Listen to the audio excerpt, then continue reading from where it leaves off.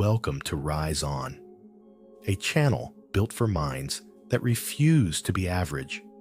With every book and with every story we tell, we help you rise above limits, live unscripted, and win your own game.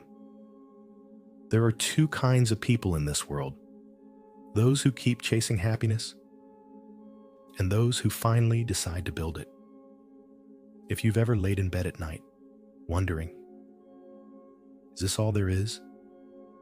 If you've ever smiled in public, but felt empty inside, or worked so hard for success and still felt incomplete, this video is for you. Because what if I told you that happiness isn't something you find, it's something you build, brick by brick, thought by thought, choice by choice. And today, we're learning how to do it from two giants, Arthur C. Brooks and Oprah Winfrey, who didn't just write a book, they created a blueprint for lasting happiness. Let's begin. You've been told a lie your whole life. That happiness comes from getting what you want: the perfect job, the big house, the relationship, the money. But here's the truth.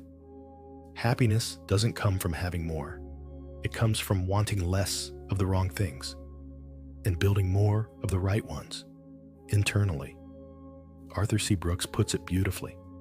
Happiness isn't a feeling.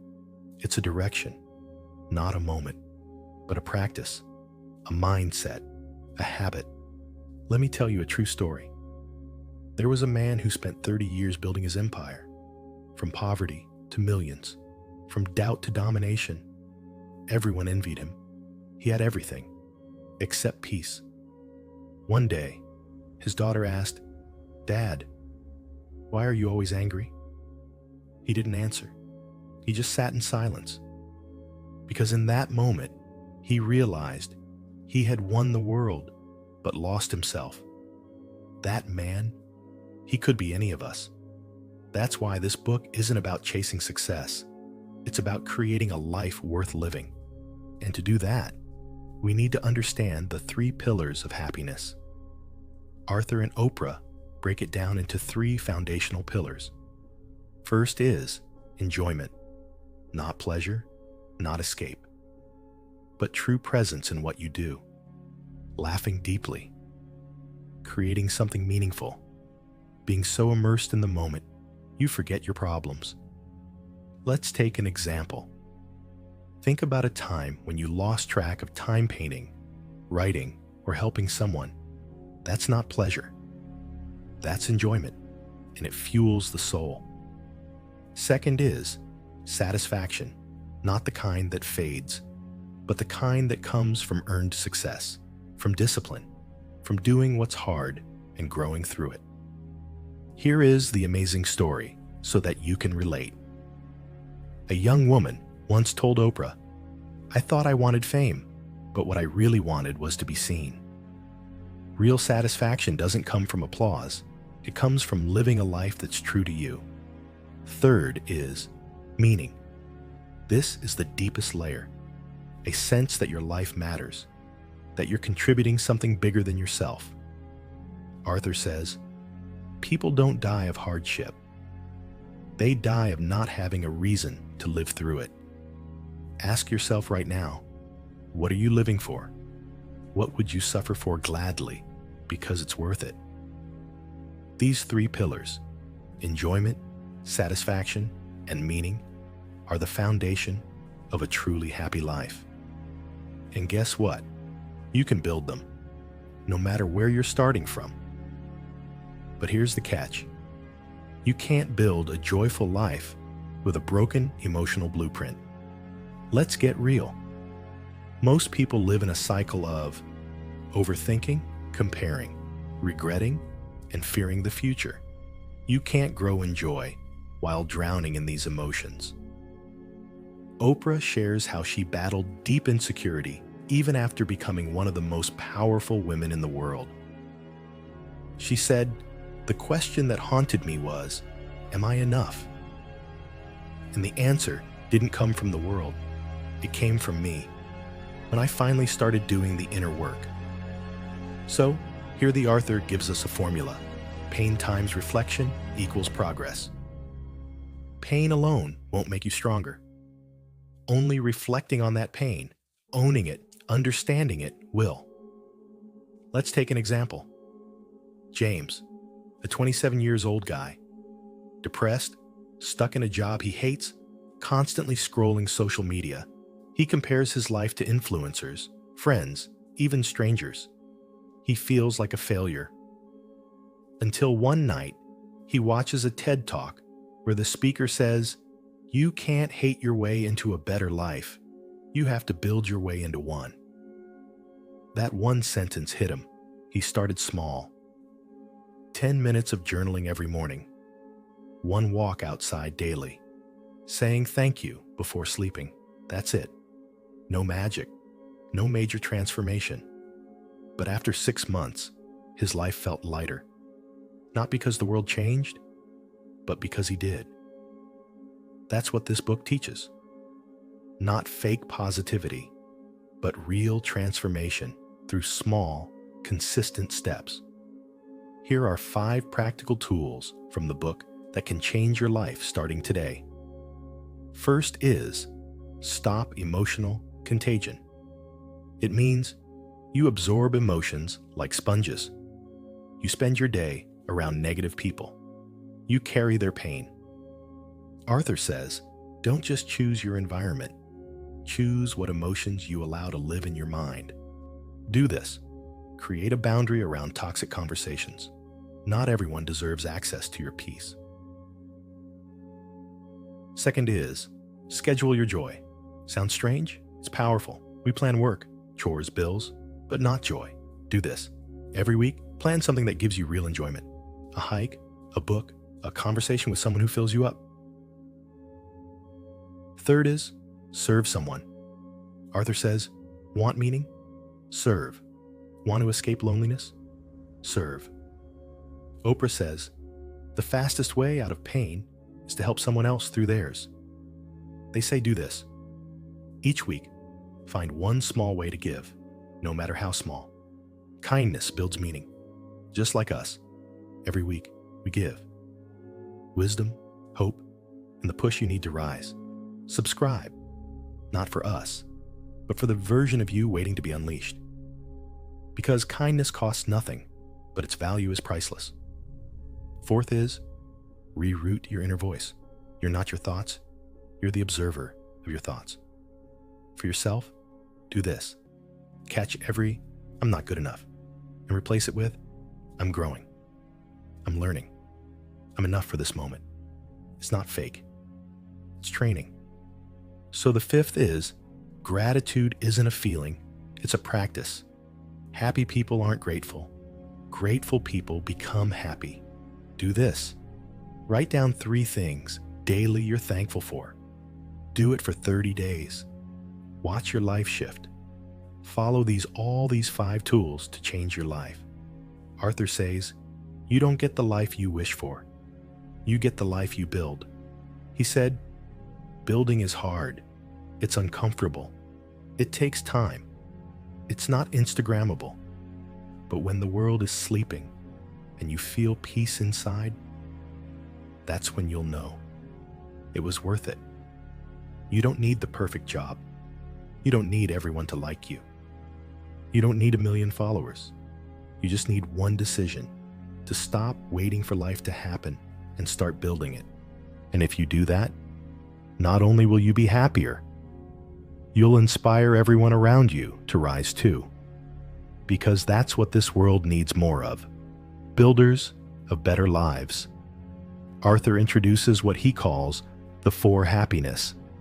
4 simple daily questions that realign your mind and refocus your emotions. These aren't deep psychological exercises. They're the small hinges that swing big doors. Ask yourself these every morning. First is, what am I grateful for today? Not what you should be grateful for. What you actually feel thankful for right now? Second is, whom do I love and who loves me? This reminds you that you're not alone. even if it's just one person. Third is, what is something I'm excited about today? Even a small thing, a walk, a call, a moment. Anticipation boosts happiness. Fourth is, what is one thing I will do today that adds meaning to my life? This could be helping someone, writing, creating, or just being present. Listen what Oprah once said, "When I started asking better questions, I started living a better life." These 4 questions were her compass during uncertain times. These questions don't fix your problems overnight, but they put your mind on the right frequency, where peace lives. Let's be honest. Most people try to change their life by changing the outside. A new job, a new partner, a new city, but the pain follows them. Because the problem wasn't where they were, it was who they were being. Arthur writes, "The biggest transformation you'll ever experience is when you stop trying to escape and start trying to evolve." Let's go deeper with another true story. Meet Rachel, CEO, early 40s. Ran a successful company. From the outside, power, respect, influence. But every Sunday night, she cried. Alone, exhausted, empty. Why? Because every decision she made was based on fear. Fear of failure, of not being enough, of losing it all. Then she read one line in an interview with Oprah.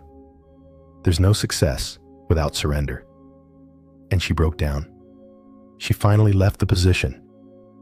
Not because she failed, but because she realized success without alignment is just another form of suffering. Now she runs a small nonprofit.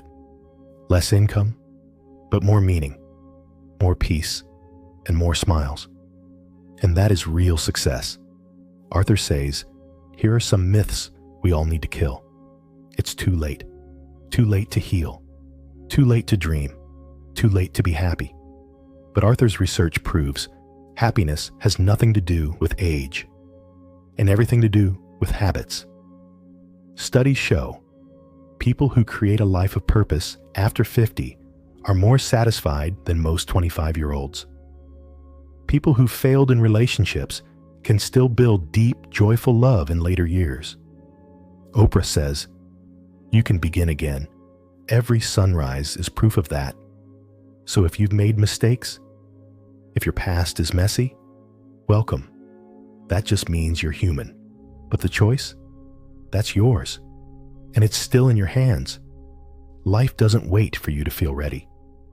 So how do you build your life? When everything around you feels unstable, you build small, and you build daily.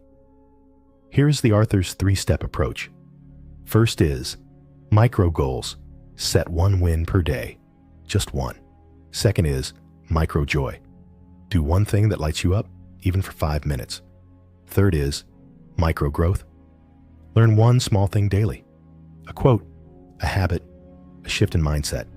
It's not magic, it's motion. And motion equals momentum. You don't fix your life in a week. You rebuild your spirit one day at a time. Here is something important. Let's talk about purpose for a second. It's not some grand mission or Instagram-worthy goal. Purpose is personal. It's the thing that makes your pain make sense. Here is the example. A woman who lost her child now runs a support group for grieving mothers. That's purpose born from pain. A man who battled addiction now mentors struggling teens. That's redemption. Purpose often starts with a wound, but ends as a gift to others. Arthur says, your deepest wound could become someone else's survival guide. Let that sink in. In the end, what will people say about you? That you were busy, that you were successful, or that you were present, joyful, and full of light? Oprah says, your legacy is every life you've touched. You build that legacy today by how you speak, how you show up, how you love, how you listen, how you grow. That's the life worth building. Not a perfect one, but a real one. So here we are. You've listened this far, not because you're weak, but because you're ready. Ready to stop chasing happiness and start building it. You don't need a new life. You just need to rebuild the one you already have. With new bricks, new focus, new love. And guess what? Every moment from now is a chance to do just that. If this message reached your heart, like this video, share it forward. And if you're ready to walk with us on this journey of rising higher, subscribe to Rise On. One click from you. One rise closer to the life you were meant to build. Thanks for watching Rise On.